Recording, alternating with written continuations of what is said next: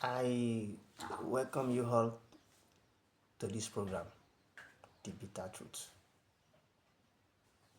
I want to talk about a case that I'm aware of between a bank and a customer. The bank in Nigeria illegally barred a customer without recourse to the procedure. But I'm aware of the case. So there was one misinformation that they are trying to use as a point of argument, and I'm sufficiently knowledgeable about it. So I want to put clarity to it. I will be talking from the perspective of what CBN has put down in their guidelines and from expert angle. Now, the bank in barring the customer from performing clearing operation, they restricted his account. He could not do USSD. He could not use his debit card, which people know as ATM card. He could not do transfer to other banks, even to the same bank. He could not use check. He could not do any transaction whatsoever except to go to the bank branch before he would do any transaction. And when they asked, they say it was as a result of the clearing barring. I said no. These banks, they do a lot of things to frustrate the customers. They deny them what rightfully belongs to them simply because the customers are not aware. And the system allows such thing. The CBN that should correct them, they are not doing much. I have a lot of evidence to back that up by virtue of my job functions and as a customers and what I've seen as experience and I've been exposed to. Now, let's go to the main topic. I want to read from a CBN circular here before I will now go to expert point of view. Now, there is a CBN circular, Revised Nigerian Bankers Clearing House Rules 2012. They usually come with circular on how banks operate. They disseminate the circulars in two ways. There is a group email for chief compliance officers of banks. So whenever they release new circulars, they send through them email, group email they send to them. Then they also upload on their website. That is where I see some of those things by virtue of my job functions. Before I go there, let me continue with this circular. The circular says eligible financial instruments for clearing system. Eligible financial system. Don't forget, I'm reading from the circular Revised Nigerian Bankers Clearing House Rules. Clearing house. Eligible instrument for clearing house is defined in that circular. Now, they say A, eligible financial instrument for clearing purpose shall include 1. Eligible financial instrument for clearing purpose. What they use for clearing, that those instruments that go through clearing. One should be paper instruments. They now give example. They say such as checks. I will explain everything one after the other.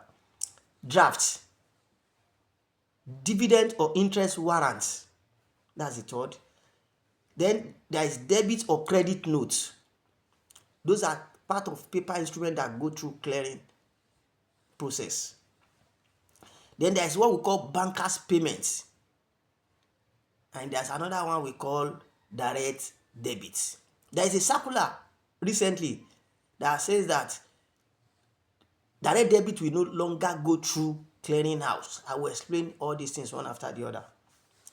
Then 2 says electronic payment instruments, that is NEFT instruments and all other instruments that are approved for clearing settlement in automated clearing house.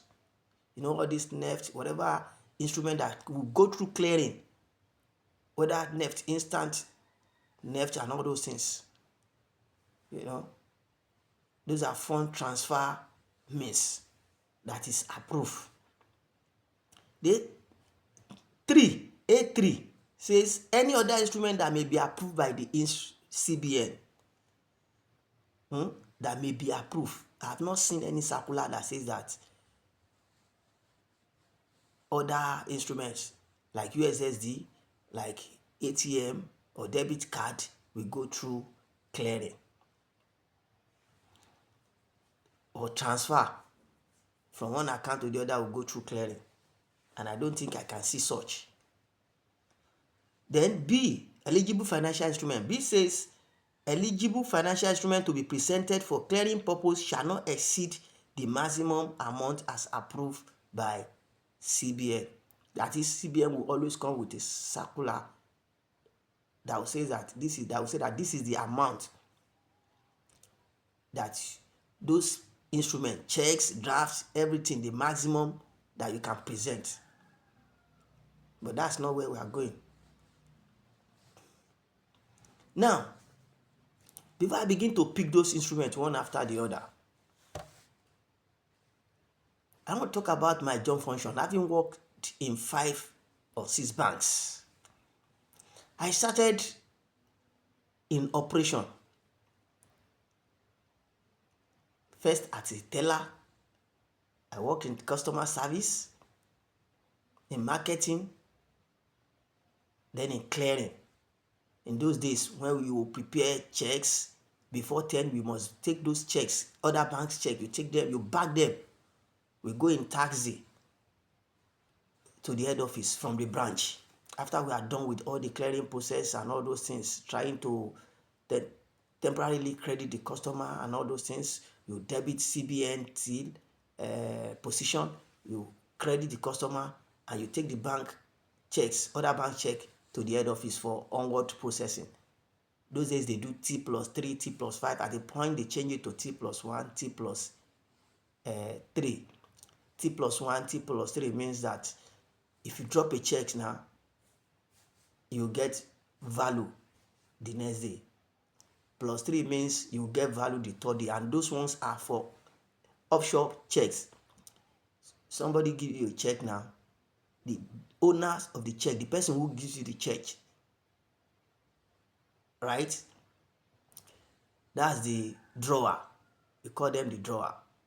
The account is domiciled outside Lagos. Maybe it's in Ibadan, it's in Oyo, north, west, east. So those are offshore. It will take 3 days. Those days. So if it's within Lagos or within that state, it's the next day. That's the meaning of T+1. Offshore is T+3. That's the meaning of T+3. So within the clearing process, they would have reached the bank. So before I now go to how the process works, from the expert point of view, like I was saying, I started in operation, then in clearing. I work in all those places: marketing, tailoring, customer service, and all of them before I now move to the head office. I work as a consultant. We work on a software application. We call it Finacle. That's what majority of this bank use. I was a consultant. I worked on Finacle. I was a DBA. It's what we call Finacle Treasury. It's a treasury application. I work on it. I supported it. So then I moved to writing PLS Square, migration. No, so in the bank, as a DBA, you know that I will go through a lot of transactions at the back end. A lot of things will be exposed to me. Then at some point, I was a control officer. I was writing suspicious transactions scripts. If we suspect a suspicious transaction based on fraud that we used to experience in those days, you know, all these fraudsters, most times they will open an account, they will put 10,000, like 2 or 3 times. The next thing you start seeing huge amount. At times you'll be seeing several 10, 20, 10,000. Those days where I used to do airtime fraud. So based on those transactions and complaint from customer, I used to write suspicious transaction script. So it's checking the all account of customer in the database. Any account based on my script that you suspect that is suspicious, you have opened account after 10 days or 20 days, that's when you put money and you put each amount. Or when you open it, you first put 10,000. Later, you start putting each amount. It will fetch the account and send an alert to us. We will now manually block the account and send to the bank where the transaction came from. When we send to them, we'll tell them that this is what we suspected and that they should reach out to their own customer to certify the transaction. Most of them will come out positive. The customer will say, no, I did not do the transaction. We'll block it. We'll lend the money. And we'll go through 1 or 2 processes before we do refund. At some point, I review transactions that went through the electronic payment system. You know, at times, customer will get value, they will not be debited. So we do all those things to see how to recoup. Manually, we debit the customer. At some point, I was in audit. So I audited the clearing process. I audited the law of process. I audited over 1,000 processes, platforms, systems, applications, servers. And I reviewed fraud. Fraud that passed through me were more than 5,000 fraud. The one I investigated are over 200 that I investigated, because at some point we were selecting amount when the fraud were too many. We were selecting amount maybe from 150, 200 and above the team. So a number of investigations that I've done that have led to recoup of money. And when it comes to audit, the same thing. In auditing clearing process, normally what I used to do in those days is I would download CBN circular to see the new thing that is in town that we must do so that we will avoid fine. It was my duty to prevent my bank from being fined, because even up to now, CBN fine regularly. They make a lot of money from banks. But when it comes to customer having issue with banks, CBN will try as much as possible to protect them.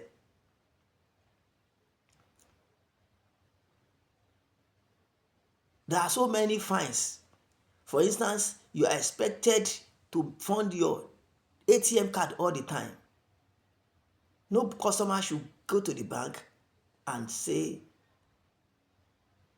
the ATM was not funded or sufficiently funded, because they expect you to have a machine that will be telling you that the ATM is going out of fund. They expect you to respond to customer fraud, dispense error within time. For instance, if you don't respond to complaint of dispense error, for instance, within 72 hours, and you didn't refund within 14 hours, you'll be asked to refund the customer and you could be sanctioned. Some of those sanctions are defined. There is one of 50,000 naira per day until when you resolve. Those are things that I go through. There is a circular that says that all banks machine or ATM, at least 2% of them should have tactile graphic design. Those are what the blind use. to do transaction.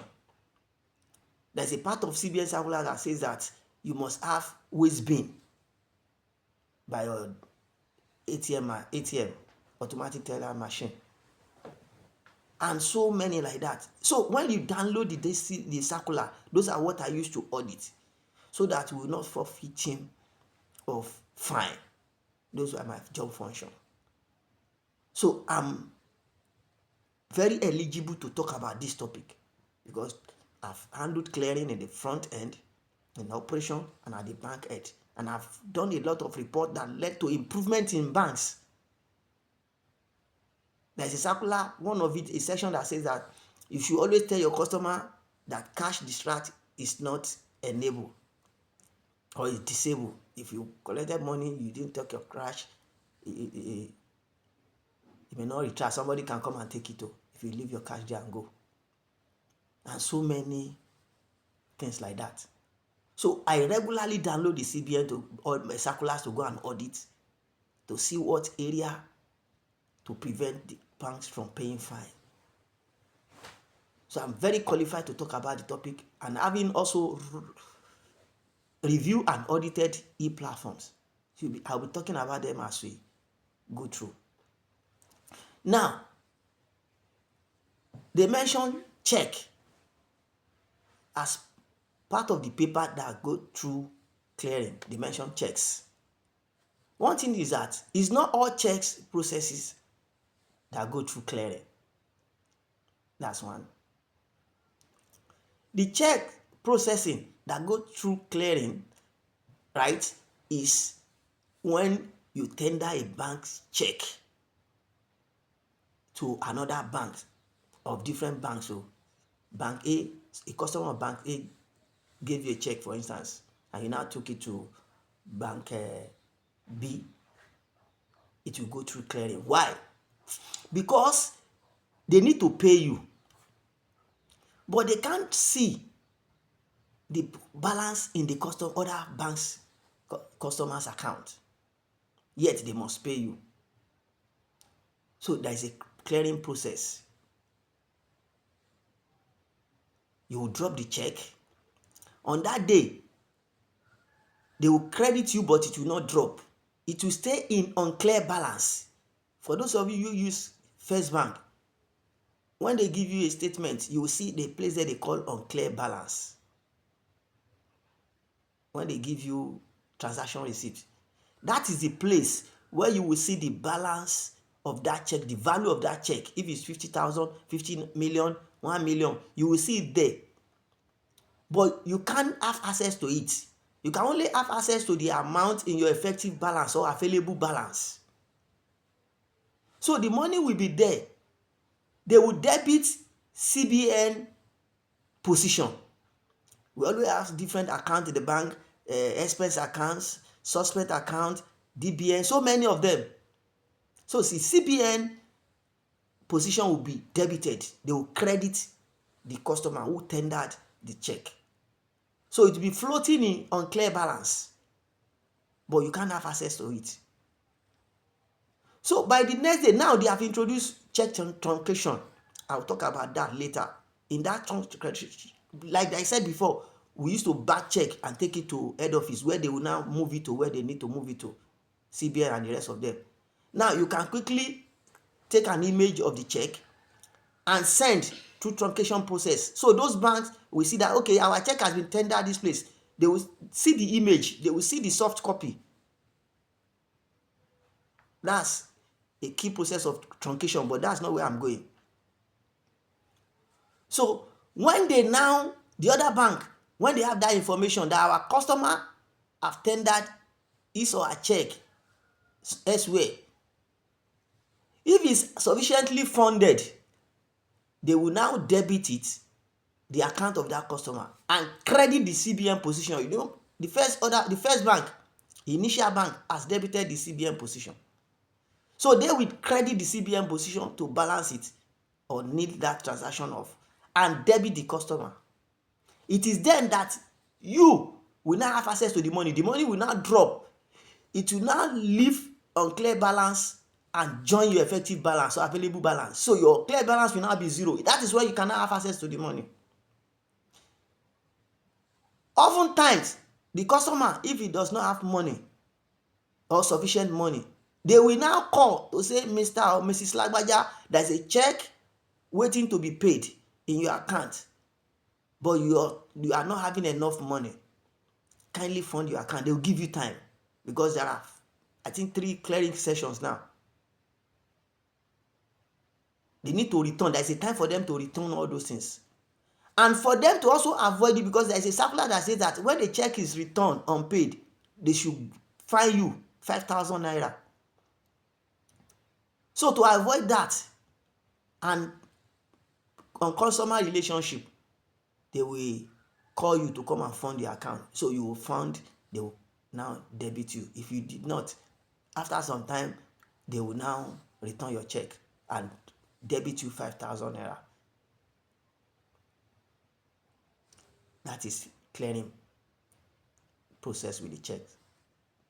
Like I said earlier, it's not all checks that goes through clearing. If you tender a bank check of bank A, and you are a customer of bank A, pay this money into my account. Let's say GTB. A customer of GTB gives out a check. The person who received the check, the payee now, takes the check to the bank. Is also a GTB customer. It's not going through clearing, because they have access to the customer's account. They can see that it's funded or not. So they will credit him, debit the customer, the owner of the check, the drawee or drawers. Now pay into the account of the payee, the person who tendered the check.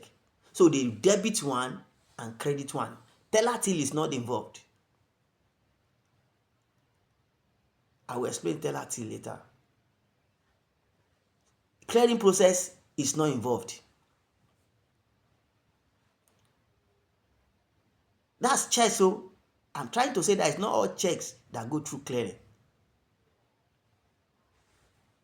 So if they are blocking somebody from going to clearing, it's only checks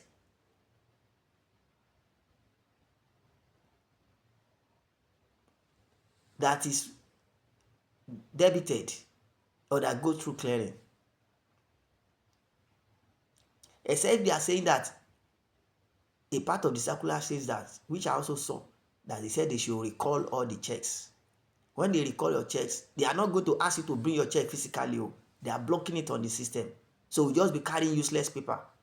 There's no way you tender it will not be useful, because they've recalled it. That is the only reason why you cannot give a GTB check to a GTB customer, because on the system it will have been cancelled.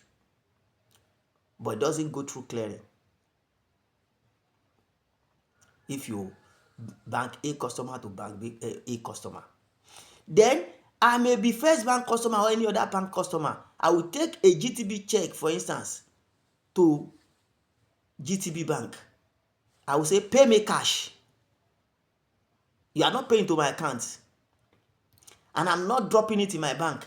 I've gone there for cash. They will check the customer's account, check the signature, check everything they need to check, confirm that the check is okay, the signature is okay. They will debit their teller till, credit their teller till, and debit the customer once it's sufficiently funded and pay you. Except they have grounds of suspicion or is not funded, they will now return the check. Some customer can leave instruction that if somebody is presenting so amount, call me first before you pay. They will call. But the fact is that they will pay you, debit the customer, credit their teller till. It's not going through the clearing process. This thing I've explained also affects bank draft, manager check. Maybe for your children's school, they don't collect transfer or cash. You have to go and buy bank check, bank draft, bank check, or manager's check. They are all same thing. So when you collect that one, the same thing as check. If you go there to tender it, they will pay you cash, and debit the draft account, the credit teller till. Teller till means teller account. The same thing as it is check, that's what it is with bank draft, dividend warrant, all of them. It's just that dividend warrant, they may not give you cash. That one, you must pay it into your account. And when you pay it into your account, if it's the same bank, they will debit this dividend warrant account and credit the customer. That's how it is.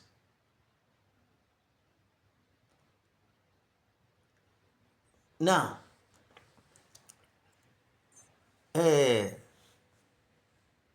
direct debit, they no longer go through clearing. Direct debit is those ones that remitter they do. If you collected no, for instance, and you need to pay back, you are paying back in 2-3 modes.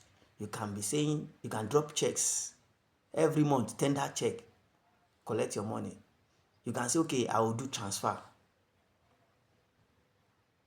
You can say, okay, I want to do direct debit. So the bank will send you a form to fill. You take it to your bank. They will clarify you and certify it.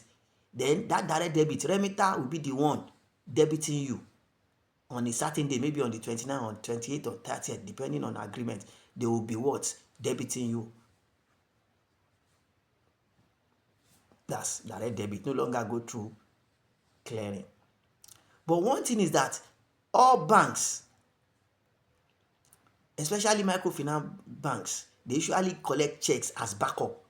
Even if you are doing transfer, if you are doing direct debit, they collect banks checks as backup. The day you fail to remit for 1-2 months or so using transfer, or direct debit is not working, maybe the remitter initiated direct debit and it bounced back because of insufficient fund, they can now go and tender the checks that they use as backup. So for payment of loan, where direct debit is what you choose to use, it no longer go through clearing. USSD, it does not go through clearing.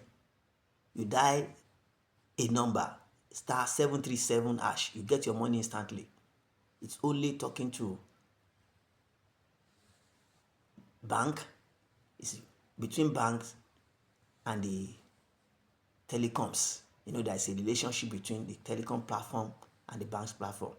The code is given by the platform, the telecoms. Their platform is syncing at the background with a platform of the bank. So it's talking to know what you have. You want to check balance, you want to check this, you want to pay, you want to do anything, you want to pay for DSTV bills generally. So once they press the code, it's going to talk to themselves. The two applications will talk to themselves and carry out whatever you want to do. It doesn't go through clearing. Another one is your ATM card. When you use GTB card on GTB machine, it doesn't go through clearing. It imparts on your account direct through HSM. That's what we call host system module, HSM, deployed by InterSwitch. So the InterSwitch machine sync or talks real time intermittently, regularly with the machine of the bank. So a snatch up of your balance is with interswitch. So as you slot your debit card, it's going to pay you based on the balance you have. The old system module, HSM, has a snapshot of your balance. That's a bank to a bank's card, GTB to GTB, for instance. It does not go through clearing. If you are using GTB bank on another bank, say First Bank, it does not go through clearing. It goes through interswitch. There is a central system, we call it HSM, like I said the other time. They talk to all banks. They have a snapshot of your balance. So when you use a GTB bank card on First Bank card, it does not talk to GTB direct. It talks to that HSM that is centrally located with interswitch. There is HSM with the banks. There's another one with interswitch. They talk to themselves using some key exchanges that have been part of the process before. But that's not where I'm going because of time. I don't want this video to be unnecessarily lengthy. So it goes through interswitch and talk to that bank through HSM connection and pay you if you are sufficiently funded. If you go to the bank to pay check, to collect cash, maybe you have 200,000. You now collected 50,000. You know your balance in your account will now be 150. Because the bank's account is talking directly, is talking to HSM, talking to interswitch, real time. So it updates interswitch platform to say, okay, this person now has 150 through cash withdrawal on the counter. Through this process, through bank checks, drafts, through clearing process, so this amount has been deducted from the account, they will feed themselves back. So the HSM is always having updated balance. So when you use your card, a GTB kind of First Bank machine, it will talk to the interswitch HSM from where it will now update. Because when you ADSM pays, when you are paid, HSM balance out of 150, now say you collected 50,000, it now has 100. Your account is still having 150. So HSM will push to your bank to say this person now has 100,000 because he has taken 50,000 from me. The last time his balance was 150 on you, 150 on me. Now he has taken 50,000 from me. So he's pushing to them to say, okay, now has 100. It syncs there on the bank's machine. And that's how it is. The question that somebody may want to ask is, at times, I have 150 in the bank, 150 on HSM based on the last ATM transaction I did. I went to the bank to collect 50,000 naira on the counter or through any other process. I have 100,000. But the machine supposed to pay me 100,000 is paying me 120. The reason is because once in a while you can have systemic failure. They don't sync. It's what I've worked on, what I've reviewed. And it doesn't happen to all banks. There are so many systemic failure I don't want to talk in this video. So when we now discover, you now manually debit the customer to the tune of the over withdrawn amount. You lend the amount if you don't want to debit, because customer, there was a time customer First Bank CBN says don't put account that is zero balance into debit, except there are some exceptions anyway. So you just lend the account to the tune of that amount. Maybe he collected money to the tune of over 20,000 naira. You lend to the tune of 20,000 naira. Anytime the customer pays into the account, that 20,000 naira is taken.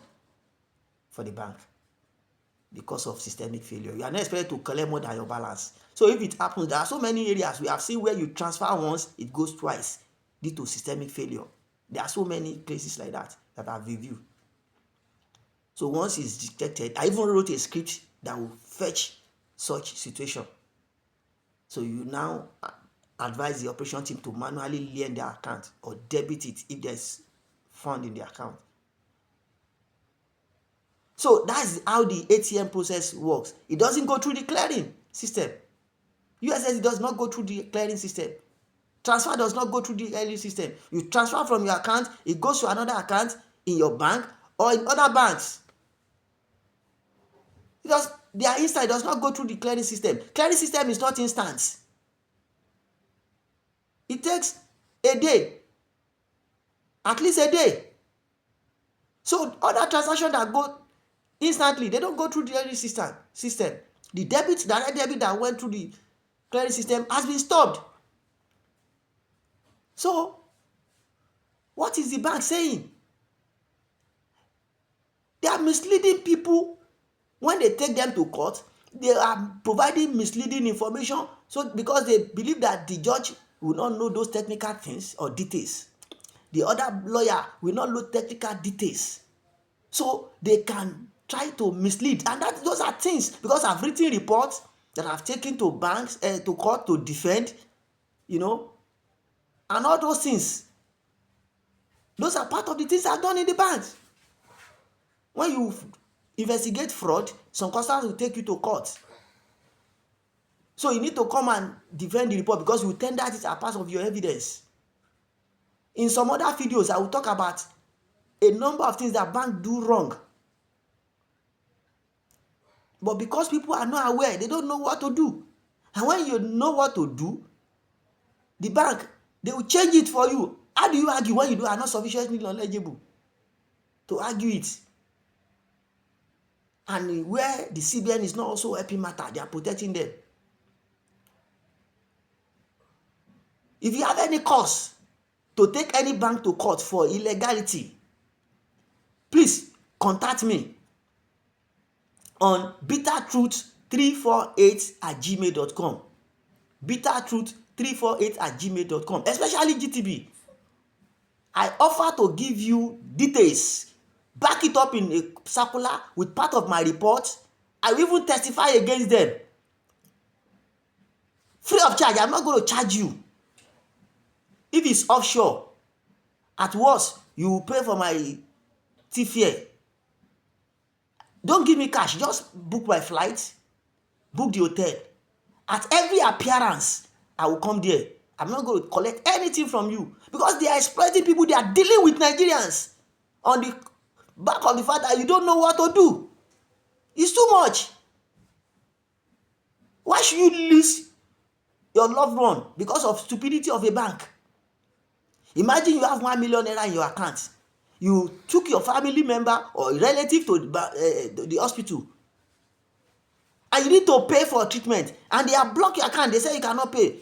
And when you call the bank says they have restricted your account because somebody erroneously paid into your account. These are what I've seen. This is what happened to my wife.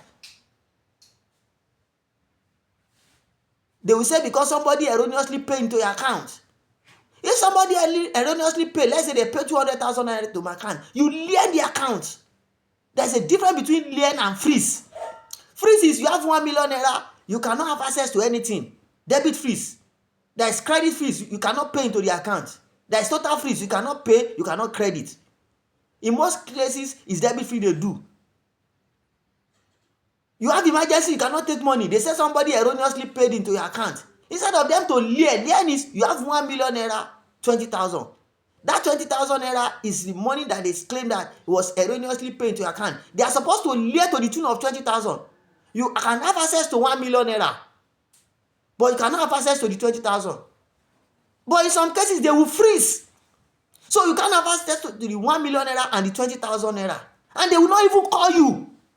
This is what I have evidence on. I've written mail on it. I've investigated it before. And I think they will have changed. They have not changed. So imagine you have somebody on emergency, on oxygen. You need to pay for additional oxygen. You cannot move money from your account because somebody has stupidly, foolishly, uselessly freeze funds in your account because of their stupidity. Some people are not doing what they are supposed to do, and CBN is sleeping because they have been cautioning them this will not be happening. You are supposed to lend to the tune of that amount, and you have to call to say this is what happened. I will discuss that in another video because of time. So until we meet next time, you can always follow us. You can always reach us, watch us on our social media channels. On YouTube, Instagram, TikTok, we exist as The Bitter Truth Say. The Bitter Truth Say on those 3 platforms: Instagram, TikTok, YouTube. On Twitter, we exist as Bitter Truth 348. Then you can email us through thebittertruth348@gmail.com. Till we come your way next time. Bye. Thanks. God bless you.